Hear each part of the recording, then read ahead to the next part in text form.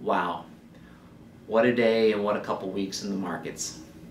Feels like the sky is falling, but it's not. I wanted to spend a moment with you and get back to the fundamentals and make sure you remember that perspective equals wisdom. Fundamentally, nothing has changed. And fundamentally, there's things that we can count on even more so than our own federal government and its ability to pay its debt and downgrading and you name it. If you go over since 1926 till now, there's been roughly 62 up years in the S&P 500 and about 22 down years. There's always going to be volatility. That means that roughly 3 out of 4 years the markets go up, but 1 out of 4 years we have a down year when it comes to the markets. But there's also great periods of smooth sailing. If you look back at the 1980s and 1990s, we had 18 up years and only 2 down years. So that means 9 out of 10 were smooth sailing. More recently though, it's been much more turbulent.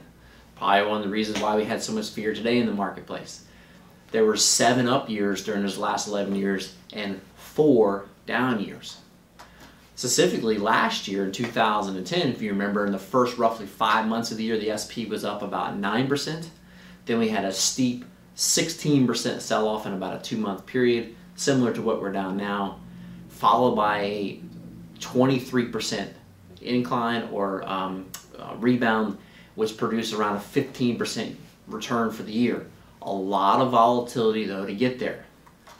So why even take this volatility? What is the reward?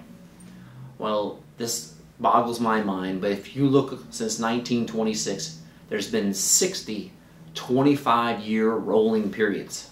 And out of those 60, there's only been 3 that have had less than an 8% annualized rate of return. Let me say that again.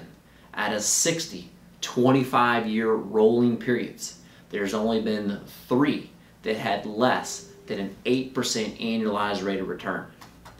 What does that mean? That means there's a 19 out of 20% chance, or 19 and 20 times, the S&P 500 or the U.S. large market will increase at an 8% rate of return or better.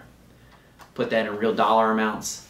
If $1 million's invested, let's roll it down to 7%.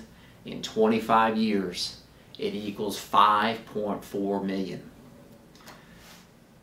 Katie's being induced on Friday the 12th. This is baby Will. It's currently August 8th. And I started to think about, like, what will we do to take care of him? And everybody around us, and you all included, can count on us to go to work, to be productive, to take care of you guys, to be able to take care of him. And that's what's fundamentally at stake here. Why do equities always go up in the long run? Because companies aren't things, they're people.